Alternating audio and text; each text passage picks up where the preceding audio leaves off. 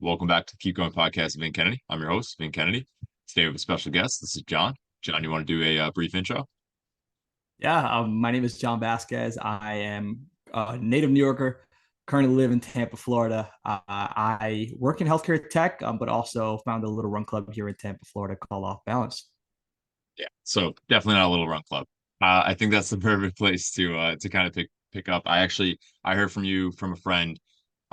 We were running the Philly Marathon, and she's down your way and brought you up, and I was like, oh, this is awesome. And then just seeing the community is like it's crazy, and it's definitely not small. Yeah, it's wild. I know exactly what you're talking about. Just ran an ultra on Sunday, which is crazy. But yeah, it kind of started as this club where I just wanted to run with people. I had lived in Lakeland for about 2 years and moved to Tampa about a year ago, as I'd say, and that was when I wanted to start the run club. So moved there at the beginning of August. 2 weeks later, we had our first off balance run club meet, which is only 4 people. Really, the intent was to run with friends, and it just ended up exploding into what it is now, which is a beast. But it's been so much fun to watch it grow from what it was to what it is now. Yeah, no, it's incredible. It's so cool. And at one of your more recent runs, how many people have shown up? Yeah, so this past Tuesday we actually had our most ever, which was definitely at the 200 mark. So it's tough to count now. If you look at the group pictures, you won't be able to recognize anybody. You just see a bunch of bodies. But for sure, we were at that 200 marker. Not sure how much over we were, but I feel confident in that 200 number. It's awesome. And yeah, I mean, if you kind of just want to, I mean, community is so prevalent. I think in the run space right now, it's huge. If you kind of want to just walk us through or any tips that you have, and like, 4 people to 200 is a big jump. Yeah, absolutely, man. Community is so important to me. So important when it comes to living in a big city. I came from New York City, biggest city in the world, but yet the loneliest city in the world. And so it's crazy to know that a city with that much people, a lot of people just don't have friends and don't have people they can connect with, which is wild. And so when I came to a city like Tampa, much smaller than New York City, but has everything you could want in the city, is growing, one of the fastest growing cities in the US within the past 3 years. But yes, people still haven't found that community. People still haven't found friends here yet. They live in this big city with so much more people, but don't have anyone to talk with, don't have anyone to run with. So for me, it's so important to be able to provide a healthy space for people to meet others. And that's what Off Balance Run Club has become. I think that's why it's stuck, because people have just longed for not just like people to run with, but the community to call them to belong in, and also to be able to make those connections, to make those friendships that they'll be able to go on runs with outside of the club, be able to hang out with, grab coffee with, and just create those relationships and friendships that form organically around something healthy like running. Absolutely. And what do you think has been like the major key? Like if there was one word or one thing that you could think that really sticks out on why people really started showing up and you really gained traction. I think we just were very intentional about making it a super inclusive space. I think when it comes to run clubs, I think everyone always advertises, "Hey, go at your own pace. We are open to all paces."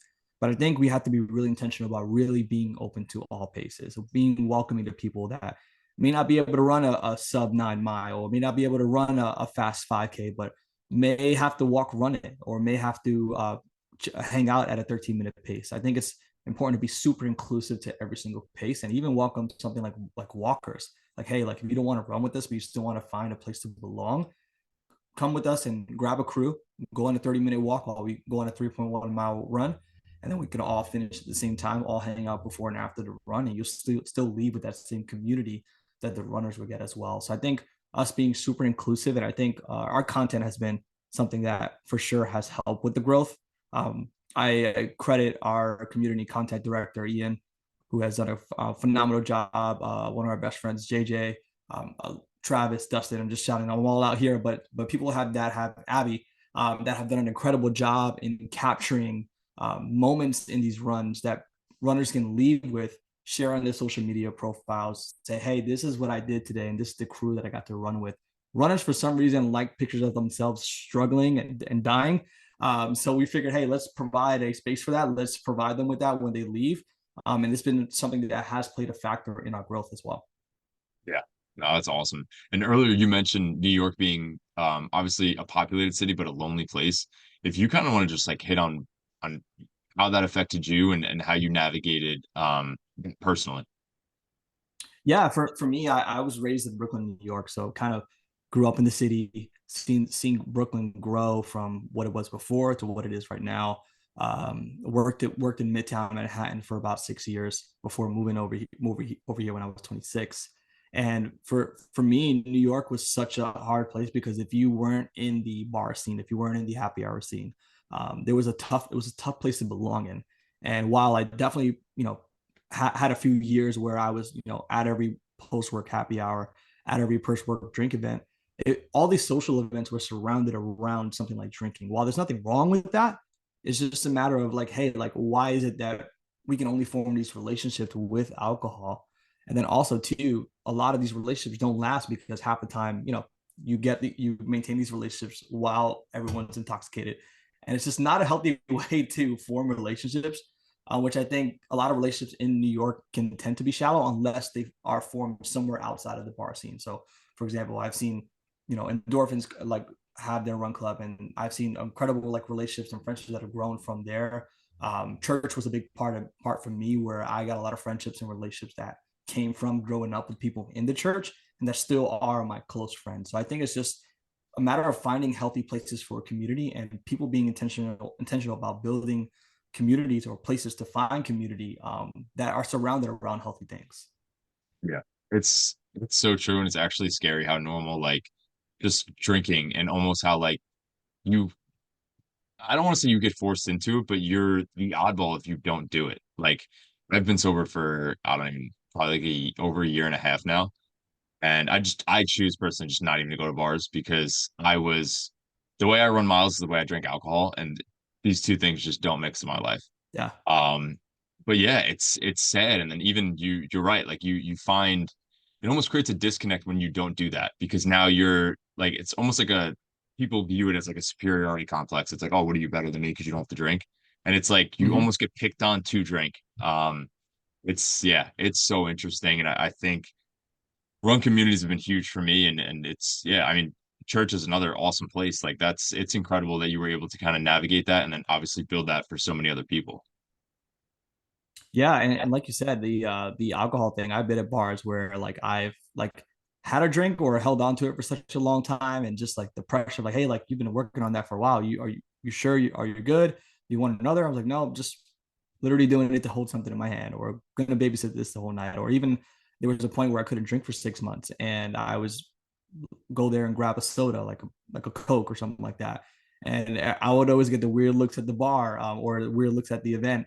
And it's just like, hey, like, why is it that we can only socialize around things like this? While there's nothing wrong with it, it's just, hey, like, we can't depend on it, for our social activity, for building a relationship. There has to be more. Yeah. No, it's true.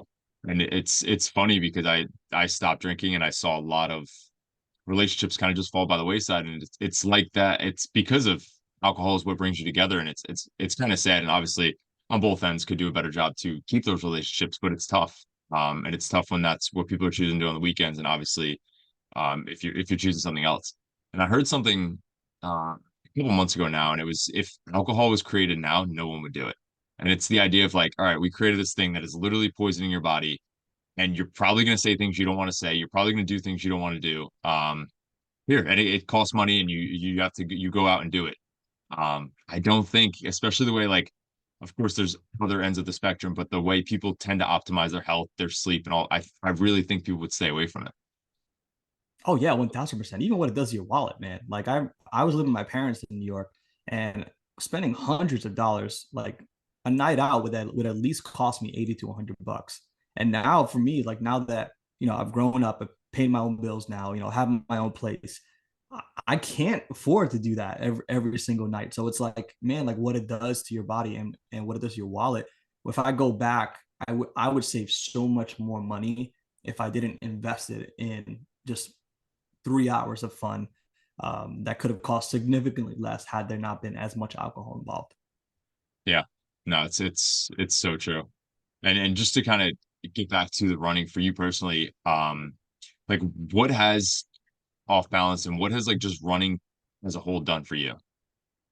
Yeah, so the two are kind of tied together. I was in Lakeland, Florida. I moved from New York City, biggest city in the world, to a city like Lakeland, Florida, which, if you are familiar with Lakeland, it's a very small, it's technically a city, but I would consider it more of a town, kind of a suburban city, because it's just smaller population. It's a slower pace of life. I went there probably towards the end of 2020. So went from a pretty locked down New York City to a pretty open Lakeland, Florida. And so it was a complete culture shock for me. One, because of the pandemic that was going on. And then two, just I was just used to being busy all the time, that I didn't know what to do with myself in Lakeland. So I was around 20 pounds heavier than I am now.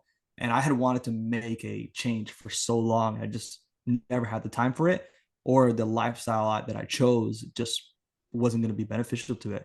And so while I was in Lakeland, while I was a little more isolated than I wanted to be, while there was less things to do, say, hey, now's the perfect time to really get in shape, to kind of get into that body that I've always wanted to build.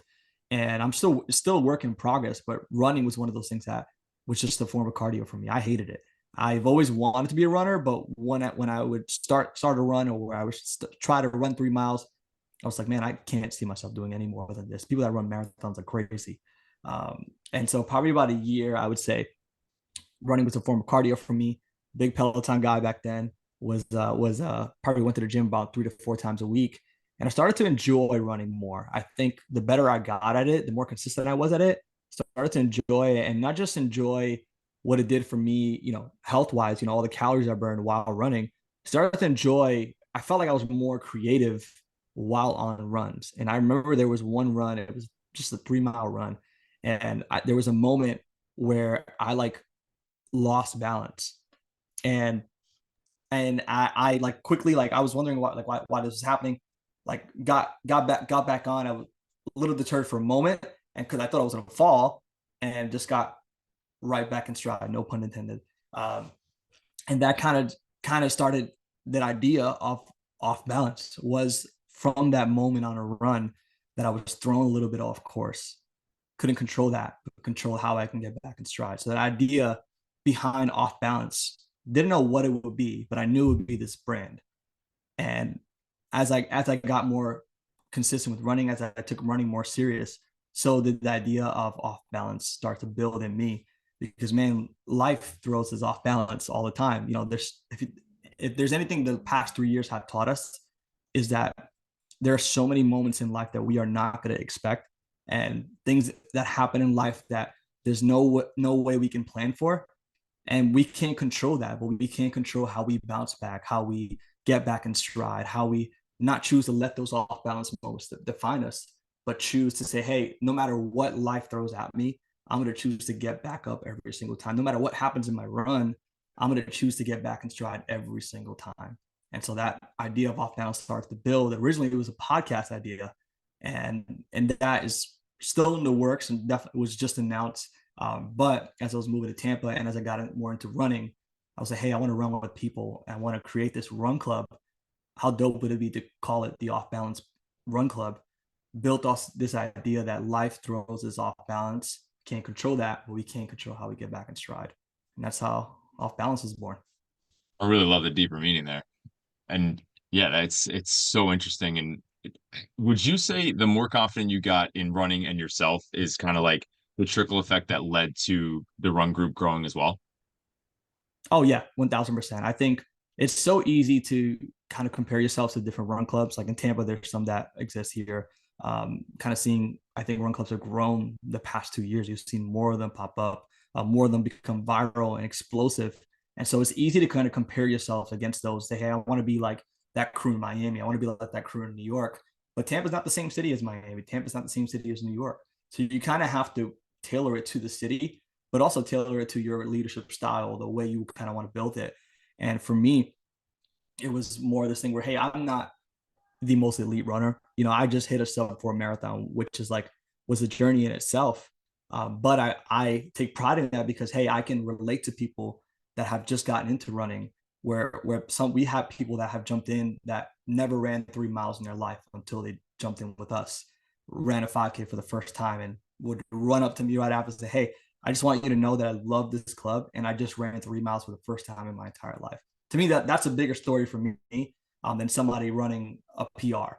Because for me, for you to be able to believe in yourself that much here at the club, that you could run 3 miles with this group of people means so much more to me than any of the numbers that we can bring in, than any 200-person event that we can hold. Is to me is people believing in themselves to achieve something that they never thought was possible. Is so much more worth it to me.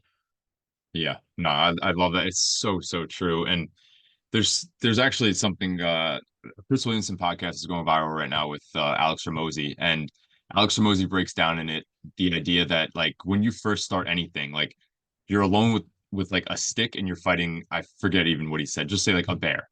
And then as you grow, you have like nations behind you, and now you have atomic bombs behind you, but at the same time, now the opponents get bigger. And that's anything, right? We're like anybody could have their marathon. It doesn't have to be a sub 3. It doesn't have to be a sub 4. It could just be completion. And it's so true. It's just the way you're viewing that thing and your current level of aptitude to it really is what's going to determine how hard it is. And hard changes, but it really doesn't because hard is still hard. Mhm. It's all relative to the person. So yeah, it's such a good point. Yeah, and it's just like not comparing yourselves against other people as well. Like for us, I think it's so easy to compare ourselves to other clubs and seeing their progress. Some clubs take years to build to where we built, or some clubs lightning in a bottle just happens quick. And with us, we were fortunate enough to where it happened quick. But it's important for me, as the leader of it, to not compare it against something like endorphins, who like massive growth across different cities, and that's incredible. And I'm so happy. And I was able to connect with Tyler recently, and it's dope to see what it is they built and how quickly it's happened. But I can't compare my club to that, because if not, it's just creating a downfall for us. And it's just important to see, hey, this is where our club is at right now. How can we create a uniqueness to our club that's unique to the city and unique to our identity as well? So true. And then the one like thing that I've seen, and I have a small club in Jersey as well, and I'm not as I should be more detail oriented with it. But the one thing is just consistency, right? Like if you just keep Mm-hmm. showing up, people will realize that this is what you do. And whether, one weekend you get 5 people, one weekend you get 20 people, like if you're just there day after or week after week, however you set up the meetings, like that's really the end all be all. People just need dependability. Like that's also what you're giving them.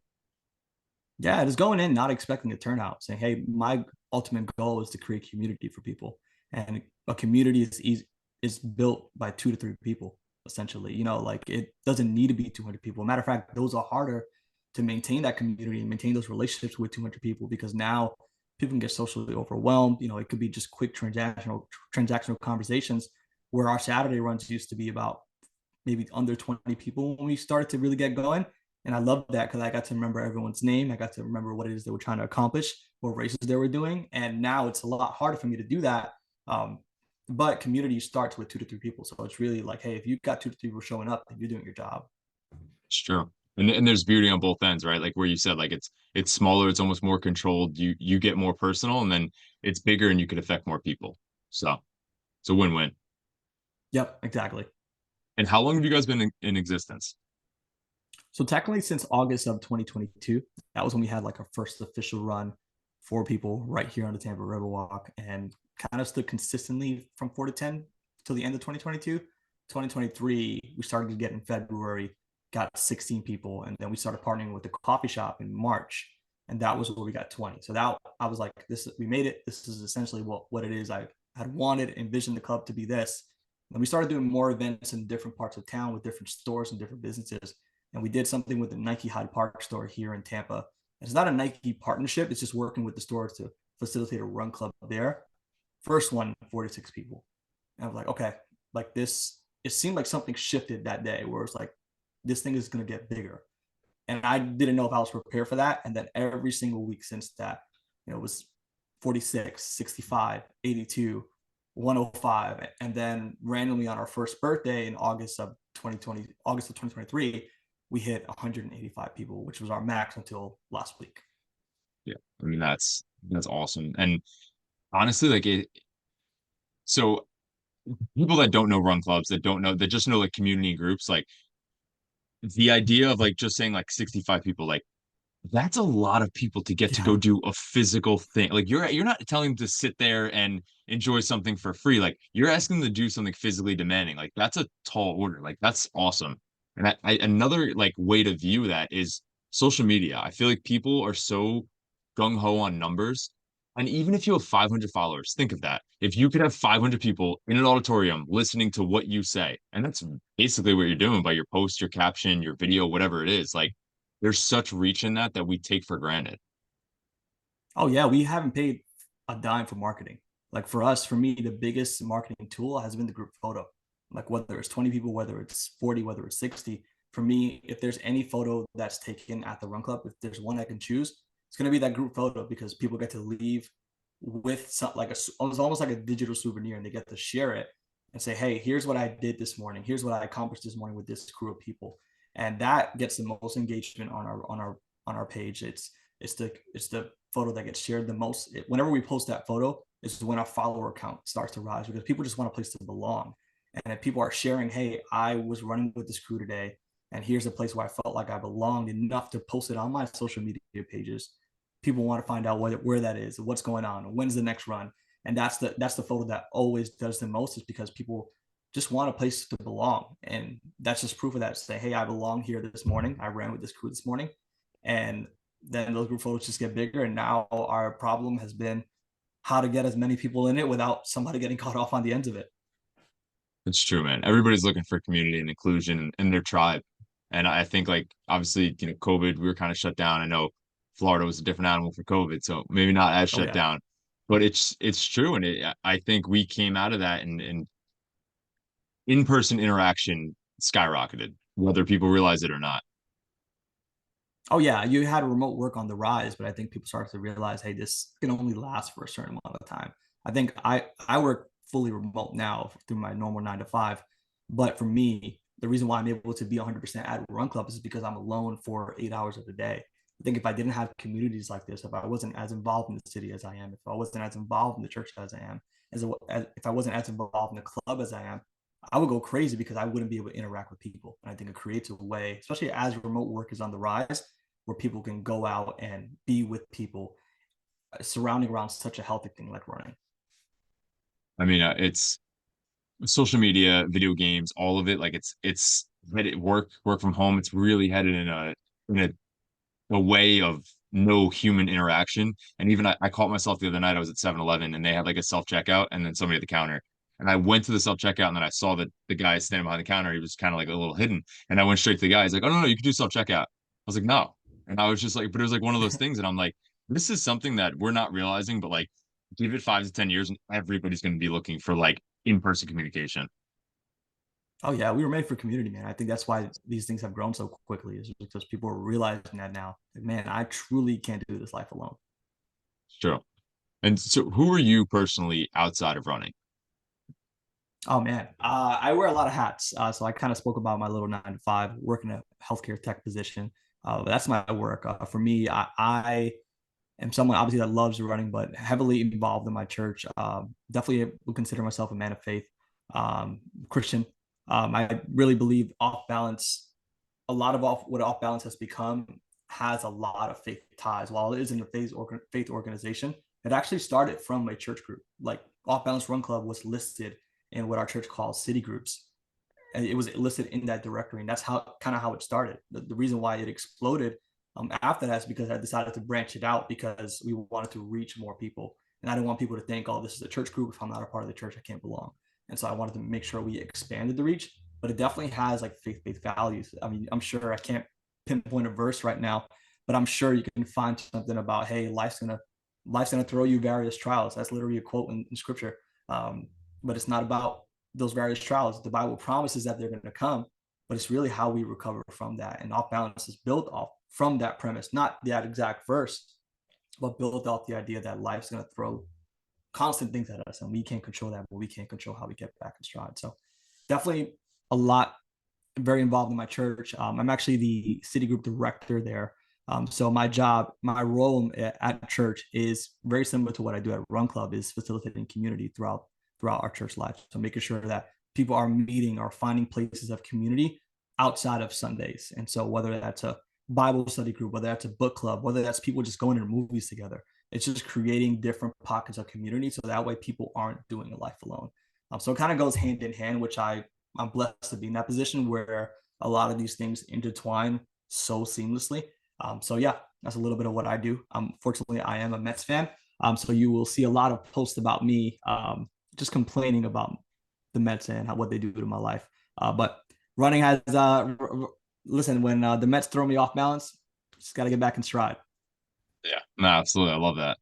And yeah, it's what's so cool too. This whole time, I don't think you've once said I, and I even asked you a question there about yourself, like outside of running, and it's just like we, us, and I.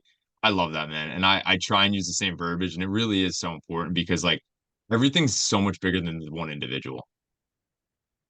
Yeah, to me, community has defined my life, man. And I'm so thankful that I found a good community, that I have a good group of friends here in Tampa that I can go to. And I want people to find that as well. I hear constant stories of even friends from back home that just don't have community or don't have this friend group or don't have communities like off balance. And it kills me for them because I know that no matter how much they try to tough it out, no matter how much they'll say that, hey, they're good, there's a longing for a community. There's a desire to belong somewhere. Just have people you can be yourself around, or you can kind of let go of what's going on in your 9 to 5 and just get together, have a cup of coffee, or watch a movie together, or run together. There's a desire for that. So for me, man, I just really pride myself on making sure that I am intentional about building community and creating that space for people to create those relationships, whether it's a faith, whether it's relationship with people. Just want to be really intentional about creating that for people. Yeah, absolutely, man. You could see it. And the last question I ask everybody is what keeps you going when when you're deep in a run, when you're in a marathon, like is there a self mantra? Is there something that you kind of lean on that gets you through? Yeah, I mean, I feel like it kind of happened yesterday. Kind of stresses of life kind of hit you at one moment, and man, I just need to go to run, get on a run to clear my head. And it's one of those where, hey, no distance. I'm just gonna go cruise and see how long I can go. But kind of what keeps me going really is, when I think about my mom, what kept her going, she didn't have much, but she just made sure that she did enough for her family. And for me, while I don't have a family right now, that's still important to me where, hey, I feel like I wear the weight of now when I do races, when I do marathons, I'm not just racing for myself now. While PRs are important to me, while hitting those numbers are important for me, but I want to make sure, hey, I'm representing the club well, and I'm showing people that, hey, this is possible with consistency. This is possible with hard work. This is possible. Anything is possible, really, if you put the time in for it. So that's what keeps me going, man. Is just making sure that I'm one in a great mental space and having those healthy outlets to be able to, if I'm stressed out, I'm not going to the bar, I'm going on a run, which sounds insane to some people, but I promise you it works. um, but really just making sure that I'm showing people, hey, I go through off balance moments as well, but it's really, hey, finding those healthy ways to get back in stride, if that answers your question. Yeah, no, absolutely, man. I say it all the time, but the strength and vulnerability is what really moves the needle for people because people could see like the truthfulness in it. Yeah, But 1000%. I really, really appreciate the time, man, and I'm excited to watch it grow. Yeah, man, I'm excited to watch you knock out these PRs, bro. I see you on these casual 37-mile runs on Strava, and it's so cool to see. I'm like, man, this guy just keeps going, and I love it, man. And right after the race, right back in it. So love your hard work, man, your consistency, your dedication to the craft. It's inspiring to see. It truly is. Appreciate it, man. Just having fun out here.